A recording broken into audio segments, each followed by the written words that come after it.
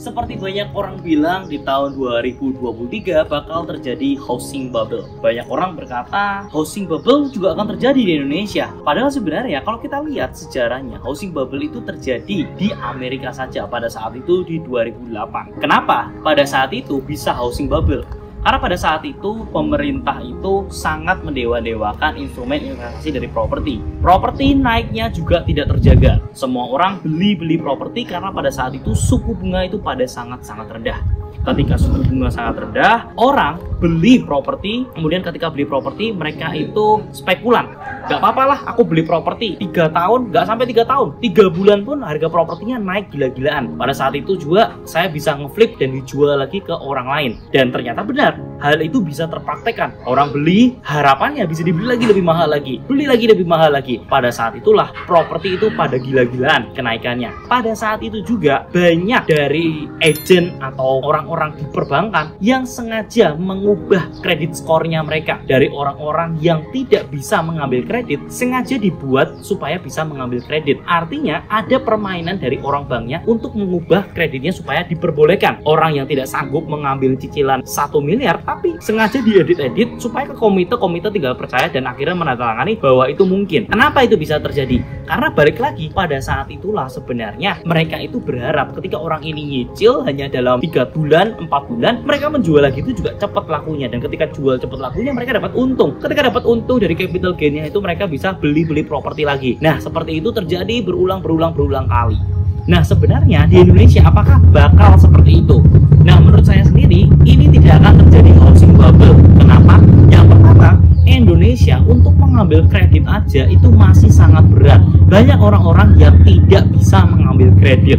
Nah ini menjadi kunci pertamanya. Banyak orang yang masih belum mampu. Artinya propertinya juga masih terkontrol. Dan yang kedua, sebenarnya Indonesia itu dari GDP-nya pun juga nggak turun gitu loh. Kita masih tetap stagnan, tetap bagus. Artinya itu tidak akan terjadi yang sampai yang namanya hyperinflasi. Inflasi akan membuat properti itu naik. Hyperinflasi akan membuat properti itu turun. Kenapa? Karena ketika ekonominya lesu banget, ya properti pasti diturun-turunin juga. Tapi kalau ketika inflasi, harga bangunan naik ya semua properti juga ikut pasti naik gitu loh. Pada intinya saya percaya bahwa di 2023 sebenarnya inflasi itu masih terjadi. Tapi kalau sampai benar-benar housing bubble, terus habis itu semuanya hancur-hancuran, dalam arti kata semua sektor properti, nggak cuma apartemen, rumah, perumahan, gudang, semuanya itu crash sampai turun 40%, 50%. Menurut saya hampir sangat tidak memungkinkan. Mungkin 95%, 5%-nya itu mungkin bisa terjadi karena semua itu pasti bisa terjadi. Mungkin ada wabah baru atau apa itu kita nggak ada yang tahu. Tapi untuk saat ini saya prediksinya 95% itu masih baik-baik aja. Anyway, sebenarnya ada cara yang sebenarnya lebih gampang buat teman-teman semua. Entah nanti bakal inflasi, hyperinflasi. Sebenarnya ada satu cara buat teman-teman itu menjadi investor yang handal. Yaitu adalah apa?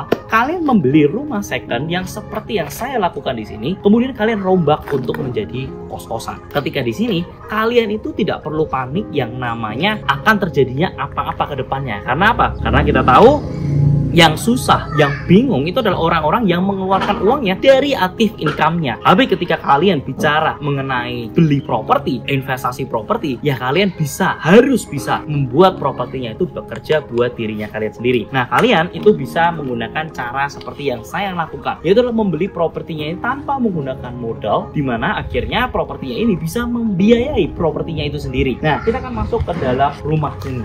Rumah ini akan saya jadikan kos-kosan, di mana kos-kosannya itu akhirnya bisa menutupin cicilan propertinya itu sendiri. Rumah yang saya ambil ini cukup signifikan. Kalau teman-teman mungkin sudah ngelihat video-video yang sebelumnya, kenapa alasan saya mengambil rumah ini? Yang pertama, jelas dekat dengan kos-kosanku yang jaraknya cuma 3 menit dari sini. Kondisi di saat ini itu masih full. Jadi kos-kosan saya itu selama 4 tahun itu masih aman-aman aja. Even saat COVID pun itu masih di angka okupansi 95%, which is itu masih good banget. Ketika saya punya bisnis F&B itu mulai berdarah-darah, tapi di COVID kalipun investasi saya di properti, di kos-kosan itu masih bisa mencicil propertinya itu sendiri. Nah, kita akan masuk ke dalam propertinya ini.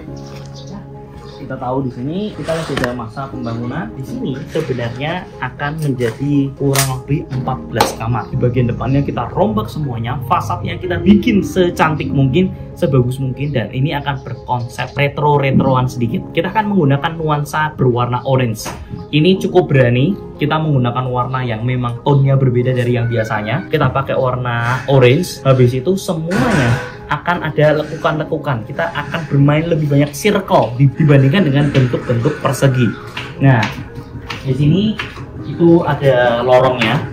Dan di sini seperti biasanya kita akan jadi kamar-kamar itu seefisien mungkin. Kemudian kita akan lihat ke dalamnya ya. Di sini akan ada satu kamar penjaga. Which kamar penjaga ini cukup kecil ya, tapi yang penting mereka itu bisa tinggal. Jadi konsepnya kalau misalkan ketika kalian membuat kamar kos-kosan, penjaga itu dibuat seminim mungkin aja. Tapi pastinya mereka itu juga harus punya toilet ya, karena nggak mungkin nanti pinjem ke kamar anak-anak kosannya. Kemudian kalian lihat progresnya udah sampai 80%. Rencananya kita ini bakal jadiin itu kurang lebih di 1 Desember. Mungkin kita lihat di lantai 2-nya aja, karena lantai 1-nya agak berantakan. Yuk. Oke Mas? Ya. Nah, ini kita ada tangga juga ini. Nah, ketika kalian sudah sampai di lantai 2-nya, itu masih kelihatan terang banget. Karena apa? Karena kita mempertahankan cahaya yang ada di atas. Jadi cahayanya itu bakal semi-semi kita kasih pencahayaan di atas, dan itu akan tembus sampai ke bawah lantai 1-nya. Karena kita punya pengalaman nih, kalau misalkan rumah-rumah yang sebelahnya itu sudah bangunan, sirkulasi udara itu nggak bagus. Udaranya bakal pengap banget. Apa yang harus kita lakukan? Ya biasanya kita akan membuat satu pencahayaan itu dari atapnya untuk tembus sampai ke bawah. Nah di sini ini masih lagi masa renovasi ya. Teman-teman sudah lihat sendiri, untuk rumahnya sebenarnya saya nggak terlalu banyak ubah banget dari struktur bangunannya. Bangunannya itu tetap, karena yang ketika kita ambil kamarnya itu memang sudah banyak kamar gitu. Tapi nanti kita paling ada perombakan sedikit, kamarnya kecilin sedikit, tapi nggak merubah yang terlalu signifikan. Paling yang cukup merubah dan agak lumayan mahal itu adalah penambahan dari daknya di sini. Ini akan ada satu kamar baru yang muncul di sini. Ini akan jadi satu kamar, dan pastinya untuk layar-layar ini kan ada beberapa yang lembab ya. Kita akan bakal serap ulang lagi, kita akan perbarui lagi untuk menjadi dinding yang baru. Kalaupun misalnya ternyata nanti dindingnya itu masih lembab, sebenarnya ada cara yang paling efektif, yaitu kalian tempel lagi menggunakan partisi, di mana partisinya ini akan nempel, tapi ada besi, habis itu baru dipartisi. Dan dengan ini temboknya itu nggak bakal kelihatan kalau ada lembab-lembabnya. Itu adalah strategi yang paling ampuh, karena biasanya lembab ini disebabkan bukan dari kitanya, tapi dari rumah di sebelahnya kita yang bermasalah. Nah ini bisa jadi trik buat teman-teman ya. Nah ini kita lihat ya, ini sudah mulai banyak perubahan ya. Ini semua kebut karena kita rencana launching di 1 Desember. Nah kemudian kita masuk ke balkonnya aja biar lebih terang, jadi teman-teman bisa lihat juga. Nah teman-teman, kita sudah sampai di balkonnya. Kita akan lihat bahwa ini tuh dirombak total, semua konsepnya menggunakan konsep retro. Terus nanti semua itu bakal menggunakan warna orange, jadi itu bakal tampilannya cakep banget. Dan pastinya untuk nanti kitchen setnya pun juga kita akan bikin yang semaksimal mungkin.